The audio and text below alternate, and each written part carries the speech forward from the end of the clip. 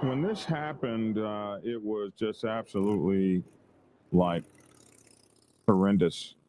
A guy, three black guys. So uh, there was an accusation that one of the guys, or maybe one of the guys or something, said something to the girlfriend of one of these Hells Angels. There was a group of Hells Angels up there in Ocean Beach, California, where I was stationed in that area for, 12, 13 years, something like that. And Ocean Beach, is it Ocean Beach, California? There's a whole lot that goes on up there. It's a really beautiful little city and everything right there on the ocean front. It's a great place to be. Of course, I haven't been there in 30 years, but it was an incredible place to be a young man in the military. Anyway, it's a military town, but there were these Hells Angels there. There were three black kids. One guy said something to one of their women, or he was accused of it, and they chased those guys down and stabbed one so horribly that you could see his exposed lungs in his chest. Anyway, there's so that was like a hate crime and all that stuff and everything. The N-word epithet, all that being used. So the big question was, is this going to be a hate crime or not? Now, this happened in like 2023 or so. So one of those guys has finally been not arrested, but found guilty. And the hate crime statute stood. So we're going to listen. We're going to look and see. We're going to check this story out. So this was it's just funny that you would have this incident in North Carolina that had hallmarks of the same kind of thing. So, but this is the one that the Hells Angels had in 2023. So this guy was sentenced last Friday, and we're just now getting to the story. But as we've had so many things come up in between, but we're going to cover this story this morning for you guys. We'll be back in a minute and 7 seconds after this brief introduction, and we'll talk about this story this morning. Black Dragon Biker News. He's on YouTube. Black Dragon Biker News. Get yourself educated by his books, then you'll learn how to move. Black Dragon Biker News. He covers it all. So click on the screen, hit subscribe, and get updated Biker News with MC Protocol. A lot of phonies popped up when this YouTube Biker News craze came about, but the man on this channel is the first to do it, and the only one that never sold out. His name's Black Dragon. Started the day they hit the sea, repping Uncle Sam. They traded that uniform for a leather vest from the Mighty Black Sabbath. Not the band, I'm talking about the Mighty Black Sabbath MC. Where he paid his dues and he earned his stripes from prospect all the way up to national peace. All the copycat creators and the content stealers and haters, there have been many, but there's only one larger than life. Black Biker with a cowboy hat that knows kung fu and says kicks Kenny. Black Dragon Biker News. He's on YouTube. Black Dragon Biker News. Get yourself educated by his books and you'll learn how to move. Black Dragon Biker News. He covers it all. So click on the screen, hit subscribe, and get updated Biker News with MC Protocol.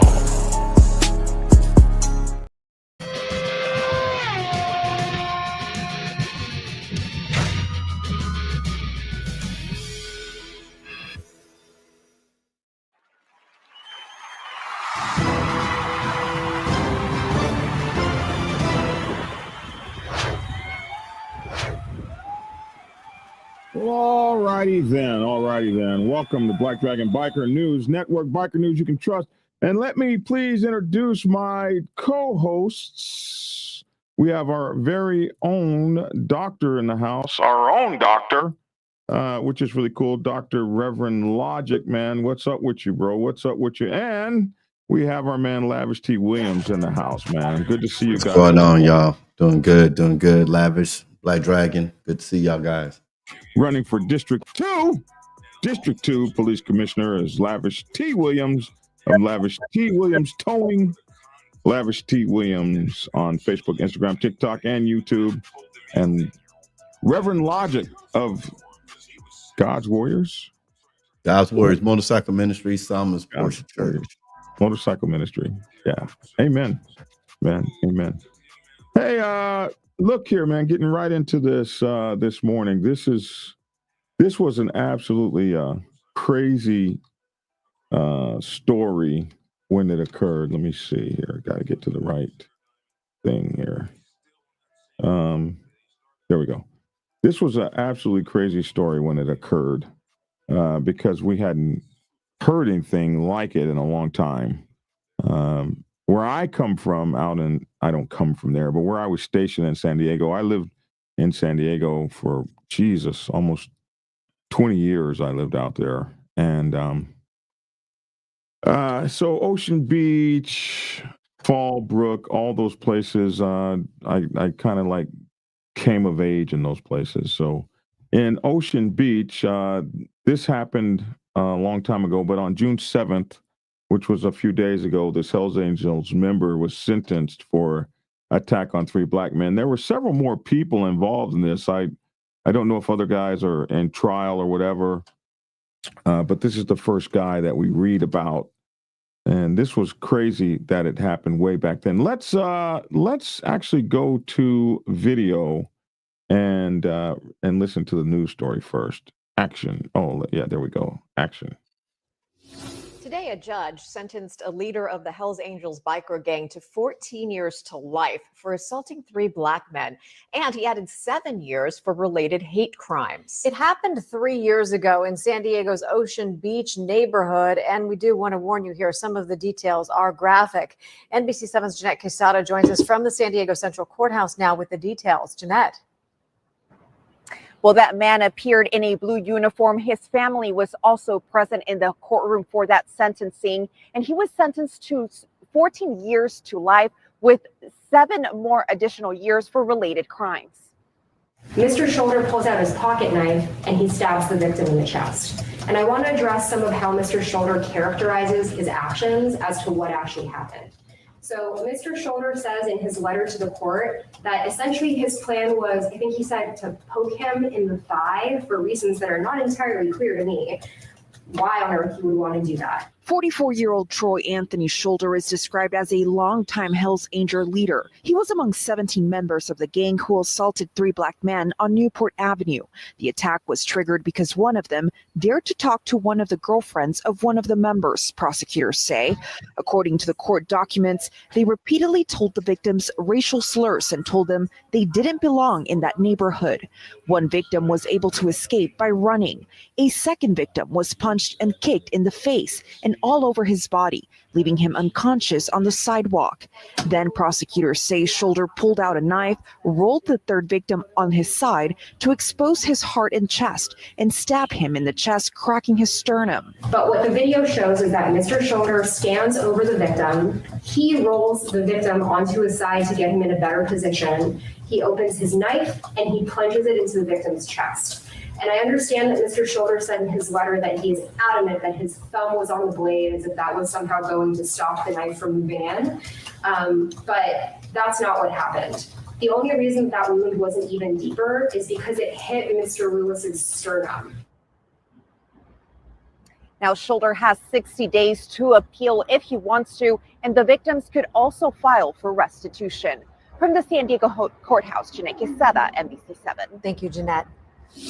Yeah, this was just absolutely crazy at that time. Dog, yeah, a woman being involved costed this guy a lot of time. I wonder who she's slobbing on now. Not him. Definitely not him, man. So I'm just saying that to say all of that stuff done, you know, because I wanted to prove a point or because my testosterone level is very high, and now you sitting there 14 to life for something stupid. Actually, right, it's 21 to life. He got 21 to life. He got 21 another to life. 7 added because of his because they made it a hate crime. And this is all because somebody looked at his girl and said something to her.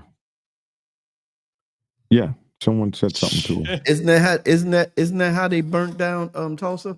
I said we wasn't gonna get into that is why they supposedly burned down Tulsa. Burned down Tulsa because the black man looked at her. Not supposedly, but that is why they burned down Tulsa. Yeah.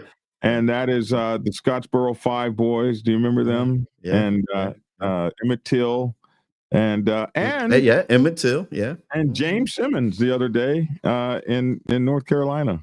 All of those guys allegedly said something to somebody's white woman. So ladies out there, cautious. when brothers start ignoring y'all, why you ain't looking at me? Look, we don't got time for the drama. All right. Hey, in my day coming up in Oklahoma, that could be a death sentence. Messing with the other side could be a death. It could be a death sentence. Absolutely. Didn't seem to stop a lot of guys, but hey, there were certain places you didn't ride in Oklahoma City like that. In Oklahoma, Lawton, all them places, Okmulgee, we didn't. You were careful about that. That's not terrible. something. I ain't messing around, man. It could Anything get got to do with a killed. woman. It could get you killed. In this case, it almost got this guy killed. Prosecutors said the victims, ages 19, 20, and 21, were chased by the defendants here. Let me make this bigger so y'all can read it on your telephones. Was chased by the defendants on Newport Avenue after one of them apparently spoke to another Hells Angel member's girlfriend. A member of the Hells Angels motorcycle gang was sentenced Friday, not 14 to life, 21 to life. They added 7 years for the hate crime part in state prison for stabbing a young black man in the chest in what prosecutors described then as a racially motivated attack on the victim and 2 other black men in Ocean Beach. And that district attorney you saw, she was adamant in 2023 that she was going to get them. This is what he looked like in 2023, by the way. And they were adamant that she really went the whole 9 yards, and she made it happen. Troy Andrews Shoulder, 44 years old now, described by the San Diego County District Attorney's Office as a longtime leader of an active San Diego Hells Angels chapter, was one of 17 people indicted by a grand jury for various roles in June 6, 2023 attack. It's kind of interesting how this turned out, because my motorcycle club and this motorcycle club always got along back in the days when I was there. I didn't leave till 95. We didn't have issues like this back then, but in 2023, I guess things changed. A San Diego jury convicted him earlier this year of attempted murder, assault, and a hate crime allegation. Prosecutors said the victims, ages 19, 20, and 21, were chased by the defendants on Newport Avenue after one of them apparently spoke to another Hells Angels member's girlfriend. One of the victims fled. One guy outran him, but the other 2 were severely beaten by numerous defendants who heard racial slurs. That's where they got the hate crime part, with the racial slurs, and told the victims they did not belong in that neighborhood. So you're beating them, cutting them, and telling them they don't belong there and calling them racial slurs. That's what gets you the hate crime offense. While one of the beaten victims was on the ground, Shoulder, as you heard the district attorney just say, pulled out a knife and stabbed him in the chest. Deputy District Attorney Miriam Hemming said the knife fractured the victim's sternum, pierced his lung, and severed an artery, nearly causing the man to bleed to death. I remember the descriptions back then. They said that the man's chest was flayed open, and you could actually see his lungs when they came to get him, that his insides were exposed. He was cut so horribly. And as she said in the thing, that only his sternum prevented the knife from maybe piercing his heart or going deeper. If you've ever done CPR on someone, and Preacher, you're one of those, aren't you certified in that? If you've ever done CPR on someone, it's very easy to either crack their sternum or break their ribs when you're doing the CPR.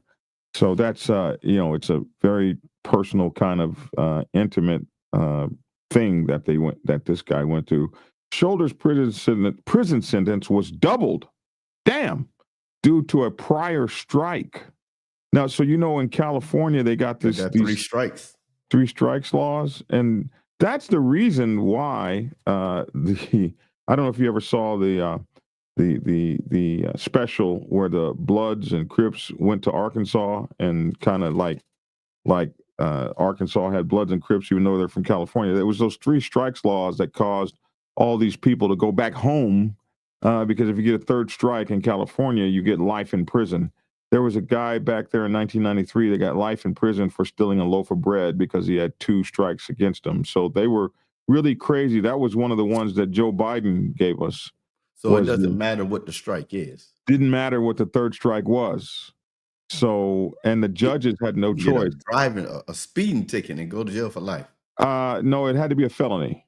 It had to be a felony. Oh, yeah, okay. that was the Clinton Biden area where Hillary Clinton was calling black teenagers super predators and shit like that. You know, they think that we forget that. Biden thought that I never forgot that, and in his stance against busing and all that. You know, funny how those things happen. But he had a prior strike, so it looks like that 3 strike stuff is still working out there, and so they doubled his. Damn, if you could get life for 3 years, life for the 3rd strike, I guess 1 or 2 strikes doubles your conviction time. Because the guy did not die, but he is sentenced like he did a murder. So his sentence was They say he doubled. got attempted murder, right? Was it attempted murder? I think I heard you say that. Or she said it. Either you said it. Attempted murder. Yeah, here it is. Attempted murder. So yeah, so but that obviously wasn't going to give him what he got. So his time was doubled. Where did I find that? Yeah, doubled due to a prior strike conviction in which Shoulder pleaded guilty to robbing a former Hells Angels member. Oh, so he also took a former Hells Angels member's colors. And so for that, he got sentenced. His first strike was pleaded guilty to robbing a former Hells Angels member who had sought to leave the gang. So who called the cops?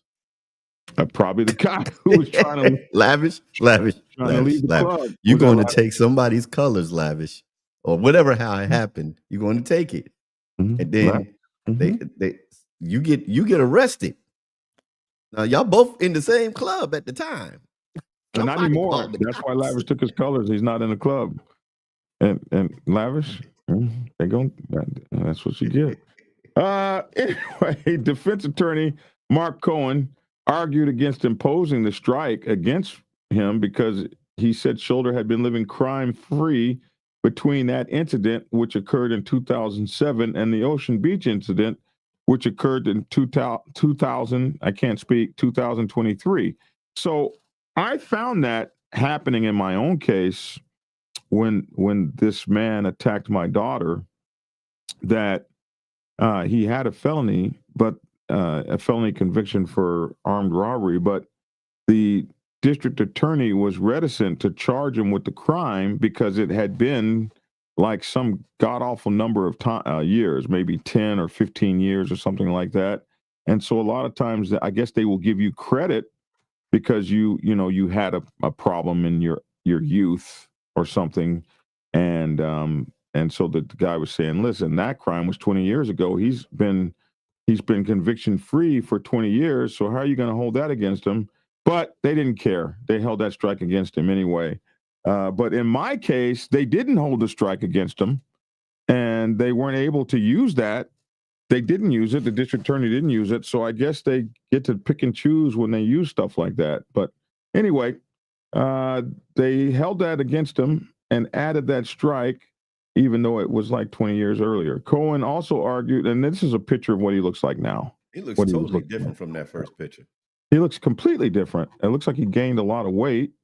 Yeah, that don't even look like the same guy. Yeah. He looks completely different. Wait a minute. This guy got more hair. Yeah, well, I guess he grew his hair out. Yeah. I mean, it's been 3 years. What is it? Yeah, it's been 3 years. So, or it's been 2 years. He ain't got a lot of stress. He ain't got a lot of stress being locked up in there, man. He eating good. They feeding him. He got 3 meals in the cot. Yeah, so he there. He could have been out on bail this whole time. I don't know whether he was on bail or not, but yeah, it completely looks different. Cohen also argued that despite jurors finding that it was a hate crime and that the allegations for a hate crime was true, he said there wasn't evidence that Shoulder's actions himself were hate motivated or that Shoulder even used any racial slurs during the incident. But that didn't matter to the jury. Hemming argued that During the crime, Shoulder was leading a pack of men who were shouting racial slurs, and that he had long associated with co-defendants who espoused white supremacist views. So also, she said that Shoulder had white supremacist tattoos and had used racial slurs on prior occasions. So they used the racial slurs he used on prior occasions. Now you know that Hemming is the district attorney. So she said that even if he didn't use racial slurs himself, he was leading a pack of men who were shouting racial slurs. He was leading them, and that he had long associated with co-defendants who espoused white supremacist views, and also he had white supremacist tattoos, and he also used racial slurs on prior occasions. So all of that went against him. And so I guess they can use your tattoos against your ass. Keep that in mind. One of those incidents led to a misdemeanor conviction in 2003, which included a hate crime allegation.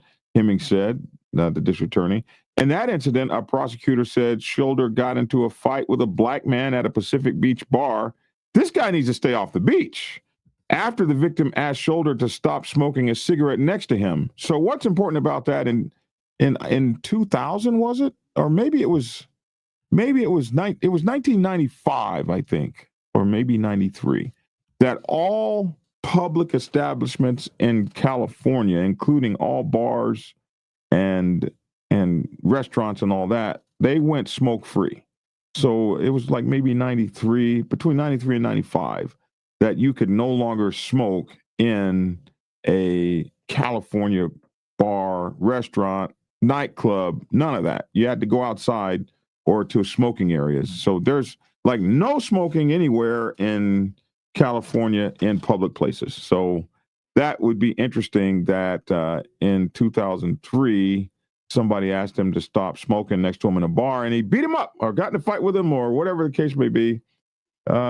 When police came to arrest Shoulder, he called the victim the N-word multiple times and said he knows people who would hang them from trees, and told one of the arresting officers to remember the fatherland, according to the district attorney. So he's been on that shit for a minute. In the Ocean Beach incident, the prosecutor said the victims were just walking down the street before they were attacked. She said one witness described the victims being beaten within an inch of their lives. After the stabbing, other co-defendants spirited Shoulder from the crime scene to the gang's clubhouse in El Cajon. Prosecutors said Shoulder and his co-defendants were arrested nearly 3 months later. Damn, it took 3 months to get those guys. So I remember when this happened. It was a big story back then, and we covered it, and it has taken, so that was 2023. It's taken until 2025 to even get one guy prosecuted and found guilty. But that was one hell of a story, man. One hell of an incident, one hell of a story, one hell of everything. And he said that he had his thumb on the knife so it wouldn't go in far. That's what the district attorney said. That he said, justifying that the only reason he turned him over was not to have access to his heart, but rather because he thought his shoulder blade would stop the knife from going in. But he used his thumb to make sure it didn't go in too far. All great justifications. You just got to get the jury to buy it. I guess not. Mo G says, I'm like you, Dragon. I was over at MCRD and I never felt that racial BS back then in the 90s around Old Town area and San Diego proper. SHIT has changed. Yeah. San Diego is such a beautiful and welcoming place. Now, there are places like back in the day, El Cajon was tough. Santee was the worst. The Hells Angels were out in Santee back then. You guys might not know this, but and then they were also up in Fallbrook. Those were the kind of the areas that you didn't go to, even in the 90s. Now, back in the early days when our club got started, the OGs actually went out to the Yeah, El Cajon or Santee Clubhouse, way back in the day, to make sure that we didn't have any issues starting our club. They would just roll over to, back then, blessings were a whole lot different. You just went over to places and said, "Hey, this is our colors. Do you have a problem with this?" And folks would say, "Yeah, man, we ain't got no problem with you." That's how that went back then. That's what the OGs tell me. Sugar Man was one of the OGs that went and who went personally to the Hells Angels clubhouse back then. We're talking the 70s, so things were really, really different back then in terms of race and that sort of thing. But still, back then, the sets didn't hang out together particularly, but there was no animus. He rolled out, as the story goes, and said, "I heard you guys have problems with our colors," and they said, "No, let me see your no, we don't have any problems with your colors," and that was it. That's how that went back then. And there were three major 1% clubs that we had to deal with back then. That was Chosen Few, Mongols, and Hells Angels, and both of those clubs had clubhouses in Atlanta in San Diego at the time, and that's how basically how it was done. And boom, bip bop, it was over that way. It seems that things have changed, but back then there were places that we didn't go to. But I don't know if you guys will remember this or not. There was a Hells Angels. Was it Hells Angels? No, I'm mixing two things. Yeah, let me not tell that story because I mixed two stories together, and it would not have been true. So, I'm glad I caught that before I said that. But yeah, that would have been a horrible mix up. So I'm getting old. I'm starting to mix my stories together. But anyway, back in those days, it was as he said, we just really kind of hung in our own spots and that sort of thing, and we didn't have the kinds of we didn't damn sure didn't have that kind of thing. I think, man, I think that would have been a war back then. Caught my first shot of clap in El Cajon. Player. Who? He got his first clap in El Cajon. El Cajon, man, early San Diego was a crazy place. So you know what the clap is, don't you, preacher? Yeah, no, I just haven't heard that phrase. This guy's old, like me. Motorhead. Hey, Motorhead, out there in Brazil. What's up, man? What's up, Motorhead, Motor Clube? Good to see you, my man. I haven't seen you in so long. God bless you. There are a lot of Magos and Vagos in San Diego now. Wow. That's very interesting. But we always had, listen, and these guys were not bikers, but on the biker set, we always had good relations because everybody had a crew. And when everybody's got a crew, you can have good relations. There were times that all those clubs would come party at our clubhouse. So we didn't see it like this. Different times, says Chris Leach, different times. Tired of this immigration protest in California, got stuck in the middle of it yesterday in Santa Ana. Holy moly, man. That is crazy. And it's even crazier to see the National Guard walking around in your city. And I've seen that personally. I did a video. I was so tired. I was watching. I don't know if anybody saw my video late last night on my channel. I did a video. I was actually watching the movie. I'm a sci-fi guy.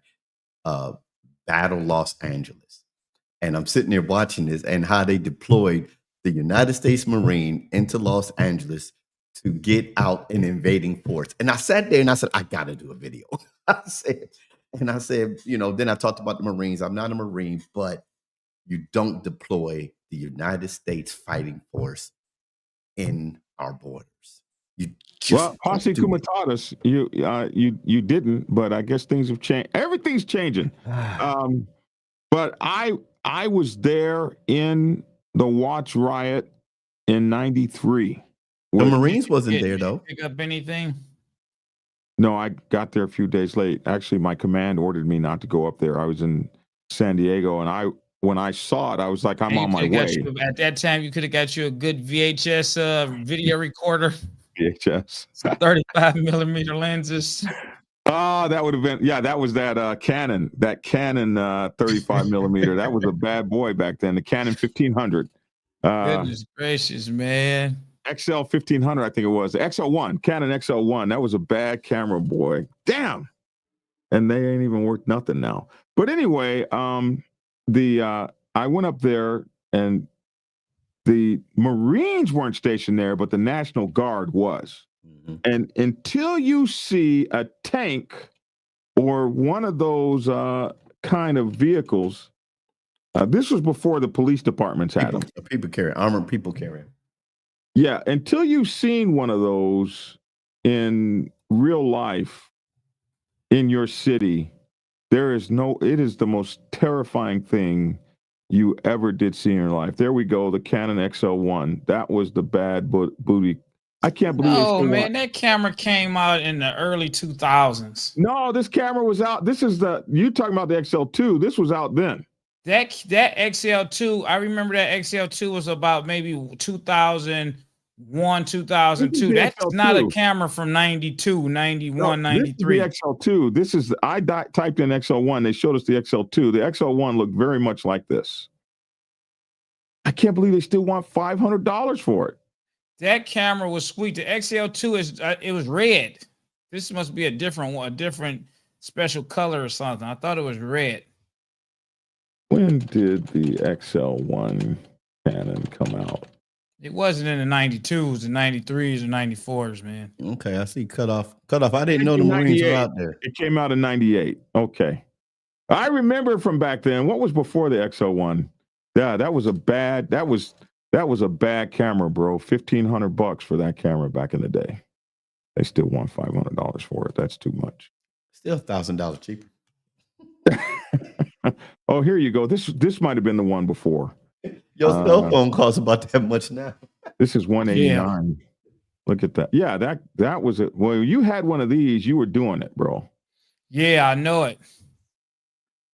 Look at you, always up on the latest technology. Come on, man. I'm trying to tell you, Black Dragon, man.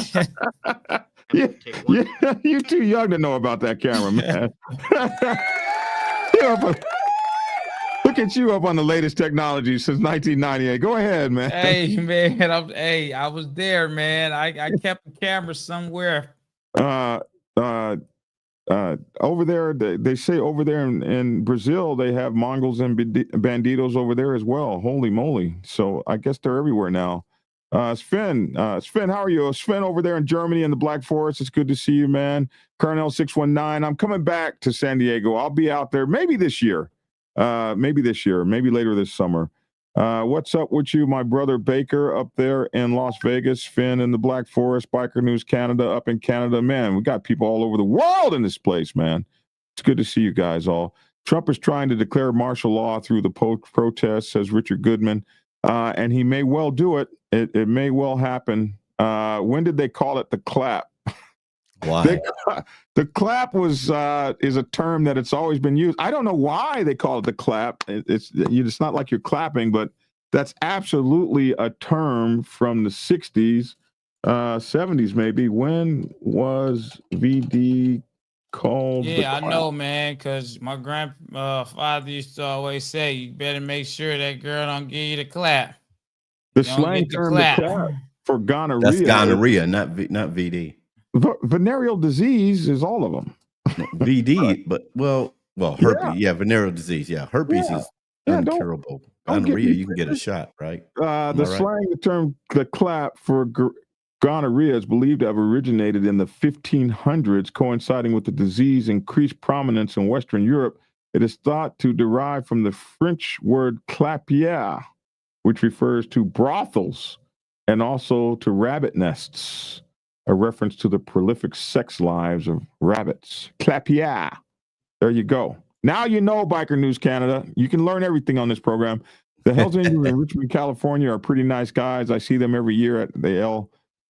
So one thing you guys got to always remember, the actions of a few people in a motorcycle club cannot define the entire motorcycle club. The actions of a few people anywhere can't define it. It normally does define them, but it shouldn't. You should treat people individually how they treat you. During the 1992 LA riots, 2,000 Marines from Camp Pendleton supported the California National Guard to restore order. See, My people know everything. So yes, there were Marines there, preacher. There were Marines there. I did not realize that, but I do realize how scary it was in 1992 to see those tanks and well, I don't know, they weren't tanks, but they looked like tanks to me. Okay, from my viewpoint, they looked like tanks, and they were all over the place. They were these armored personnel carriers, and to see guys walking around the streets of Los Angeles with M16s, and like they were looking so mean as I was driving through the streets of Los Angeles during the riots, or actually right after the riots, because once those Marines or once those National Guards and stuff, those Army men showed up, the bullshit ceased. Okay, so but looking at those guys, they look so mean. They look like they would shoot you with, like they weren't taking no mess. You're absolutely right. You don't want those people in the streets. You'd rather see police officers than guys. The shoulder JVC camera, LOL, from the Watch riots in '92. Yes, I remember those shoulder JVC cameras. Cutoff, was that Rodney King riots? Yes, that was the Rodney King riots, also known as the Rodney King riots, but they were officially the Watch riots, I think they were called, of 1992. It was the second time.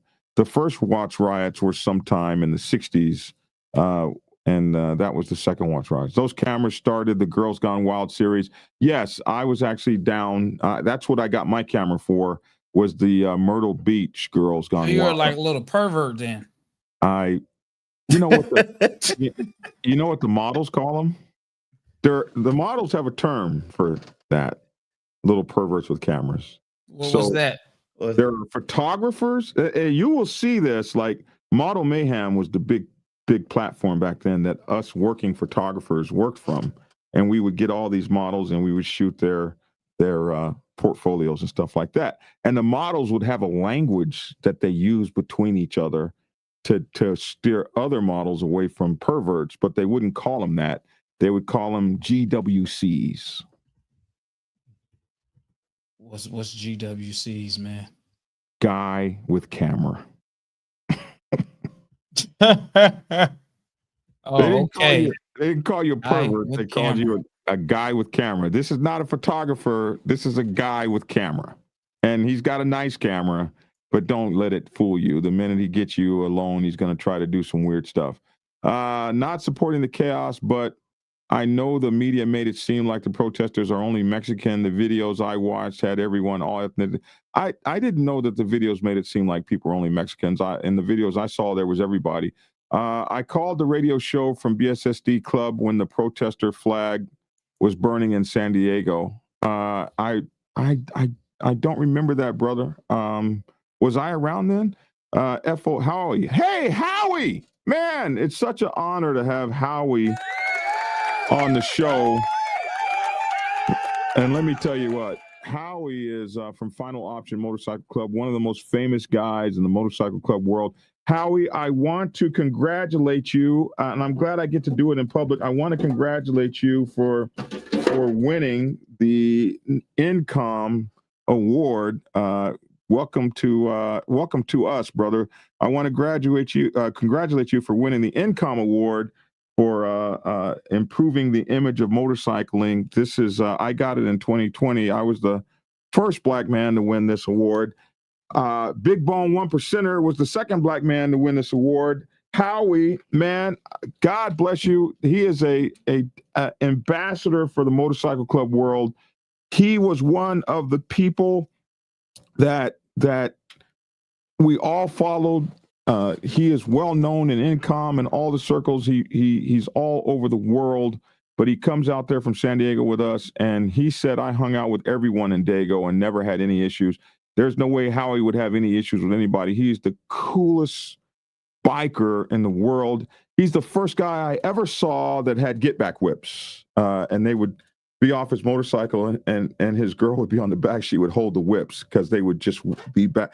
I'd never seen anything like that until I saw this bro pull up with get back whips, and I was just a young prospect. in San Diego at the Black Sabbath, and how he would always pull up to the curb. And I'm so proud of you for getting your award this year, man. God bless you. Governor Evers deployed an armored division and division of infantry against me. The infantry division first for Trump, and then the armored division on his own volition. I actually heard the tanks, BD. Oh my God, that I tell you, the first time I saw that, I was scared. Cutoff said, "Don't get me in here lying. I just Googled if Marines ever got deployed in America, and it gave me that answer and a few other examples, but it was natural disasters." Well, I got this. This is what I got.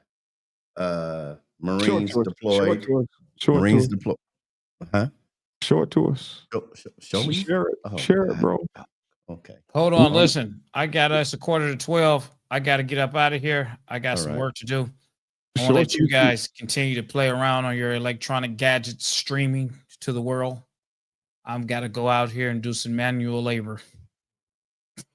Hey, listen, you're trying to be a commissioner, slant police commissioner, bro. You're not going to be doing any work for long. No, listen, I'm a police commissioner who talks about outlaw biker news. From someone who doesn't like you, but they definitely make sure to chime in every week and every day to watch your head, ain't he? Ain't that guy is on your head, ain't he? It's working out for me, man. I'm getting a lot of traction, man. I just wanted to keep doing what he's doing. What guy is that? Oh my God, he has picked up a hater. I picked up that last guy. Yeah. It's working for me though. It's working for me because I'm getting more traffic just because of the name search in the algorithm or whatever. So I like it. He's making a video about us every day, preacher. Every single day. Black Dragon working for the Hells Angels. Lavish is a head of all police. He's a snitch. Just video after video after video. My God, man, and I love it. I enjoy it because every time he puts that in, that's more whatever they pick up on the words and stuff. I like, man, go for it. Some people get mad. Me, I go for it, man. You keeping me up in the search, man. Yeah, I don't see any of that. Oh, he tags me to it, man. He tags him. Yeah. He hasn't picked on you yet because you're a preacher. Probably he hasn't decided to. You haven't pissed him off yet, but I have definitely gained his ire. And every day he did one yesterday where he says Black Dragon has got a service where he helps motorcycle clubs defend their reputations. What kind of piece of God? What's wrong with that though? So well, maybe he'll get me more customers. I don't know. But I enjoy it, man. I get a kick out of it, man. The sad part about it is no one even likes the stuff. So it's like, I guess he self entertainment to himself, man. He's doing it just do justice for himself, man. You see what Lou Vega said before you go, Lavi? You see what Lou Vega said to you?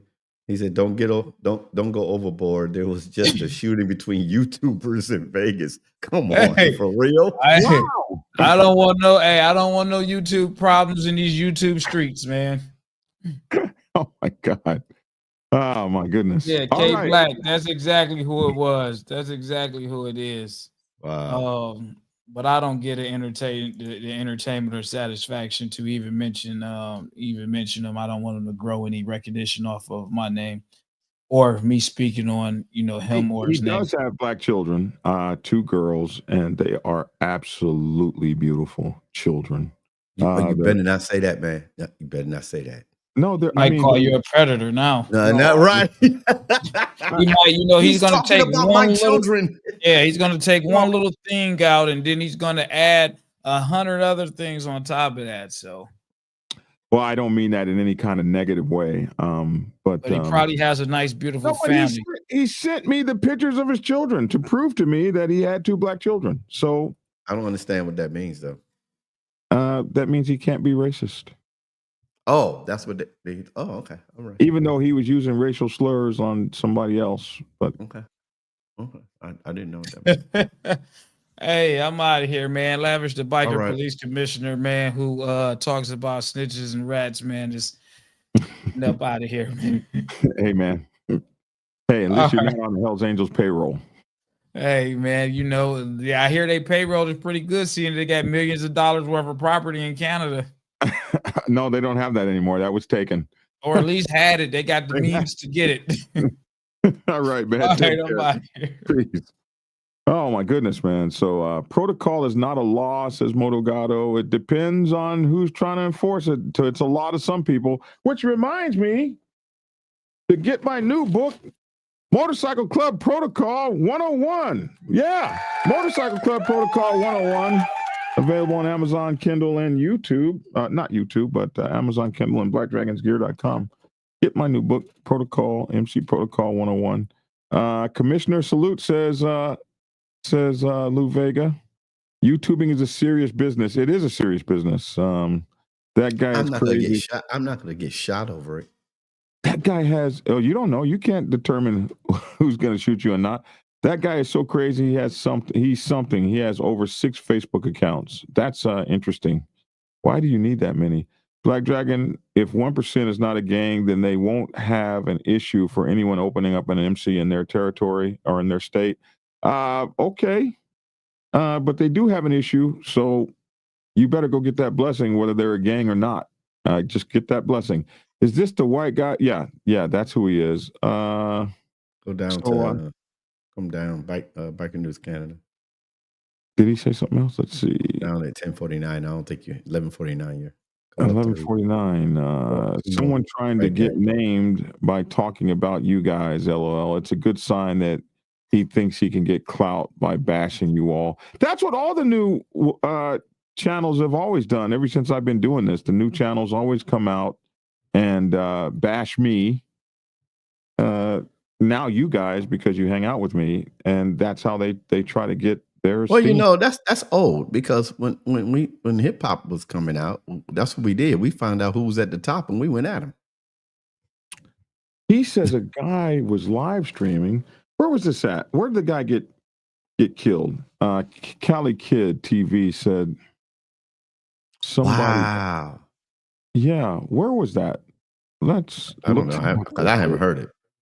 YouTube. But yeah, we are at 47 minutes. Killed live by other YouTuber. How about that? That's crazy. Here it is. YouTuber shoots YouTuber on the Vegas Strip. Altercation leaves 2 dead. Damn. A deadly confrontation between 2 rival YouTubers unfolded live on camera Sunday night, leaving a man and a woman dead near the iconic Bellagio fountains in Las Vegas. Police say the shooting stemmed from a long-running social media feud and was captured on live stream before the suspect fled. Holy Jesus. This is crazy. The suspect, 41-year-old. Old-ass guy, huh? Manuel Ruiz turned himself in. After you do that shit, what do? You go turn yourself in. At the Henderson Police Department on Monday morning, he is expected to be charged with 2 counts of open murder with a deadly weapon, according to the Las Vegas Metropolitan Police. That just happened on June 8th near the Bellagio. And I guess these are the videos. I'm sure we can't see them. There's one guy's legs laying out. The shooting occurred at 10:40 p.m. Officers patrolling heard the gunshots, rushed to the scene where they found 2 victims. They rendered medical aid, both efforts to save their lives. The victims have not been officially named, but online speculation and viral clips suggest they were YouTuber Finney, the legend, and his wife, known to fans as Bubbly. Finney was live streaming at the time, and footage widely shared online shows a man believed to be Ruiz briefly appearing in the frame before a confrontation and gunfire erupted. According to Walsh, the suspect and the victim had previously engaged in some type of conflict using a variety of social media platforms. Though officials have not confirmed the motive, the evidence points to a personal dispute rooted in their online rivalry. It appeared that the suspect and one of the victims had feuded with each other in the past. This shit is getting serious. In the days prior to the shooting, Finney reported accused Ruiz, known online as Sin City Manny Wise or Sin City Manny. Sin City must be Las Vegas. So he must be a Las Vegas-based person. You know, Las Vegas is also called Sin City. of being suicidal. So he accused him of being suicidal. Ruiz, in turn, posted several videos appearing to search for Finney around Las Vegas, hinting at the confrontation. Damn, they were looking for each other. The interactions are now under investigation. Police say the incident appeared targeted and isolated. Wow, that is crazy. Especially since that guy sent me videos of somebody he apparently hurt. Went to his page. He had about 5.4 thousand followers, subscribers. Oh, that's a lot for a personal page. That's as many as you can have. Benny the Legend. Oh, no, this is YouTube. That you're talking about. That's all he had is 5,000 followers? Mm-hmm. Yeah, Lou Vega, we just checked it out, man. Lou Vega, you see that? We just checked it out. Shit, I'm getting bashed these days too. I'm not even a big channel yet. Hey, listen, I'll be honest with you guys. It has gotten very serious for me before. Folks have actually, I've been threatened many, many times. In one particular time, a hit squad came to Atlanta to get me. And Nikita 1%er, a guy that I just was in his, I just was with him when he transitioned into his afterlife. He actually stepped in to settle that and stop some horrible things from happening. So it can't happen. I woke up. What's up, Mike Ball? I woke up one morning to a guy on my doorstep at 3 o'clock in the morning, 3 or 4 o'clock in the morning, back about 9 years ago or so, when he was upset because he didn't believe I was covering the news in a Christian kind of format, and he thought it would be a good thing to stop by my house at 4 o'clock in the morning, 3 o'clock in the morning, to talk to me about it. How he found out where I live, I'll never know. So putting yourself in the public eye can be incredibly dangerous, or anybody. It can be. We're getting a raid from the Mike Ball show, man, and Mike Ball has been covering the stuff going on out there in California. I'm sure that Mike Ball's been covering that, so if you guys want to know about it, Mike Ball covers these sorts of things. Geopolitics is where he went from his biker news. I think if you're covering geopolitics like nobody wants to mess with you, maybe we should go to that, geopolitics. Yeah, Mike Ball says I sure have. I already know, Mike. I already know you were covering that. I already knew it. Gotta love the religious nut jobs. Look, it wasn't funny. I tell you that. It was not funny waking up to that guy on my porch, on my door, knocking on the door. And I was like, can I help you? Yeah, I want to talk to you about how you're not covering this channel with the Christianity. And I was like, 3 o'clock in the morning on my porch seemed like a good time to discuss this. It was very unsettling. Not every new channel hates you, Black Dragon, hates on you. Some of us have always been in your corner. Thank you, Cut Off 1%er. The preacher's going to call you, man. He was talking about calling you to be on your show. So I just wanted you to know that we talk about you. We're talking about you this morning. Hey, Mike Ball, love you, man. Okay, we need to get the hell out of here. Yeah. All right. So morning, Black Dragon. Morning, Steve Posey. All right, we're out, man. We gone. 3 minutes. What else? We got anything else? Nope. Hey, listen, I need you guys this weekend. We're going to be down at Forsaken's Clubhouse this weekend in New York City. The Forsaken Clubhouse wants you to come to the Forsaken MC, to the Welcome to the Jungle. 19 years in the game, man. 19 years. This is their anniversary party, Friday, 6/13/25 from 9 p.m. until at the Forsaken MC Clubhouse. The meet and greet is Saturday, 6/14/25, 3 p.m. to 5 p.m. at the Ukrainian Youth Center, 301 Palisade Avenue, Yonkers, New York, 10703. The anniversary day party, 6/14/25, 5 p.m. to 9 p.m. at the Ukrainian Youth Center. And then the after party is going to be immediately after at the Forsaken MC Clubhouse. They're going to have trophies, most repped on 2, most repped overall, most repped out of state, most repped social club, most repped on 4-wheelers, furthest distance traveled.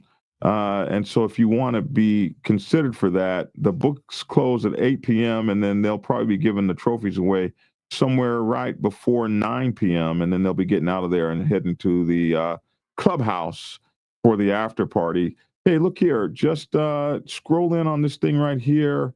And this will pop up if you put your phone on it, and you'll be able to get your tickets there and everything, and the location and all that. There ain't no party like a Forsaken party. They're gonna have all the cute honeys and all that sort of thing, because that's what the hell they do. I was there last year, and I can tell you firsthand, that's how they get down. All right, that's it. That's my 2 cents. Let's get you up out of here, preacher.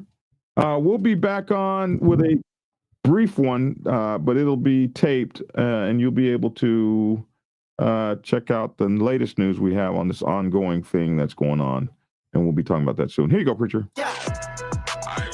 Hey, what's going on, y'all? It's your boy Logic down here at Keep It Logical. Whatever you ride, I don't care if you're riding on twos. Hold on a minute. Hold on a minute. What happened? I think I'm on the roll. You can't like be looking off in space. I'm looking at the camera. And then come on. You were like this. I'm listening to you. Else. I'm listening to you. I'm just imagining. I'm sitting here listening to you. I'm looking up at the wall right here. Y'all see how you do me? Okay, let me look dead into the camera. That hurt, man. That hurt. That's all I'm gonna say. Oh man, I was paying attention. Oh my goodness. Okay, I'm sorry. Here we go. Action. I don't know what to say now. Listen, y'all. To God be the glory. Love y'all. Y'all have a great day. Ride hard, ride safe, and always ride on faith and keep it logical. Peace. That's your boy Black Dragon from Black Dragon Biker TV, man. Thank y'all all for tuning in. That's my 2 cents. Love to hear your 2 cents in the comment section below. Thanks for tuning in, and get skinny. Make sure to get my newest book, Motorcycle Club Protocol 101, Motorcycle Club Protocol 101, the social construct of motorcycle club life, rules, tradition, history, politics, and motorcycle rendi. Available on Amazon, Kindle, and get your autographed copy at blackdragonsgear.com. Thanks for tuning in, and get skinny. Peace. Let me get the right button to get out of here. I'm out. Prepare yourself to take the helm as president of your mighty motorcycle club by delving into the pages of Black Dragon's newest book, The President's Bible, Chronicle 1, Principles of Motorcycle Club Leadership. There you will learn to advance your skills in applying the 14 scientific principles of leadership similar to those taught to officers in the United States Naval Service. Available in hardcover, paperback, and ebook. Get yours today on Amazon, Kindle, or order it at your local bookstore. Order your autographed copy from blackdragonsgear.com. Be the best motorcycle club president you can be. Get the book.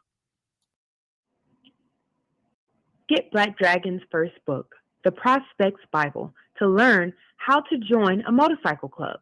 It has been an Amazon #1 bestseller for the past 7 years and is required reading for over 3,000 motorcycle clubs worldwide. This book is a must-have for new people venturing onto the motorcycle club set.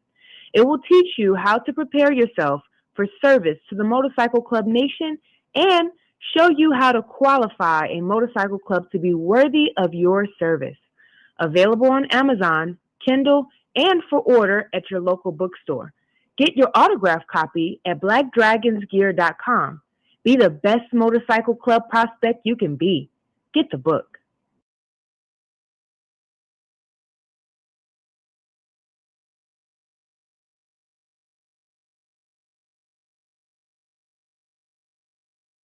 If you are seeking clarity about issues stemming from problems or crises occurring within your motorcycle club, then set up a consultation with Black Dragon. Black Dragon has over 30 years of experience in the motorcycle club world, having served as a national president of the 50-year-old Black Sabbath MC Nation for nearly 10 years. Black Dragon is a veteran negotiator, skilled in crisis management, conflict resolution, inter-club issues, press conferences, and club reputation management. You can set up an appointment to speak with him by phone at clarity.fm/black-dragon. Get the clarity you deserve to help make your MC the best place it can possibly be.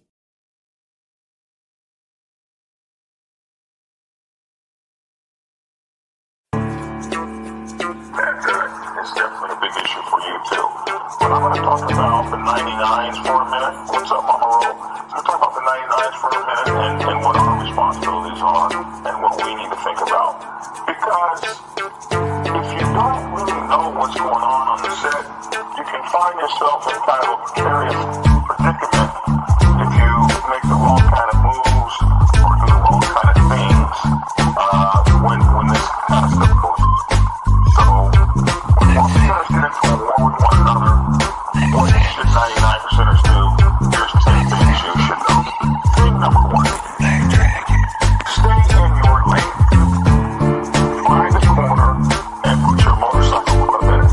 If you're a president, you want to find a corner and put your motorcycle club in it. What I mean is, the set can be volatile. It can be very dangerous.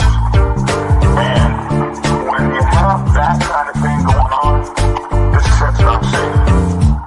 So, as a 99%er motorcycle club, what you want to find is yourself in your business, in your lane, while all of the fancy stuff gets handled on other levels. Yeah, you heard that, didn't you? On other levels. Tried to tell you suckers, Black Dragon is the man. The Black Dragon is the man. A real OG, bonafide, certified, a true MC. The biker boys, the biker boys. It's in the house, so most definitely blow the whistle for Black Dragon Biker TV. That's right, I said Biker TV. See, one day, young Dragon made his way out the Navy to become a prospect. Some people thought he was crazy, but 5 years later, hard work became a habit. He became the president of the mighty Black Savage Nation. MCs, y'all, respectfully.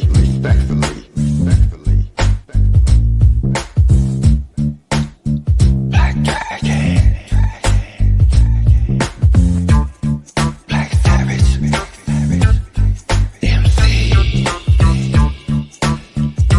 That's right, y'all. Give it a thumbs up. Black Dragon Biker TV at its best. Oh yeah, and don't forget to get his prospect Bible book. So proud of him. Man, he just don't know. He's a real legend.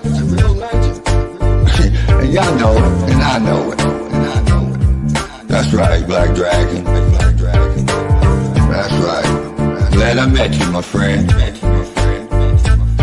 Black Dragon, I'm the Midnight Ghost Rider. Dub V, y'all.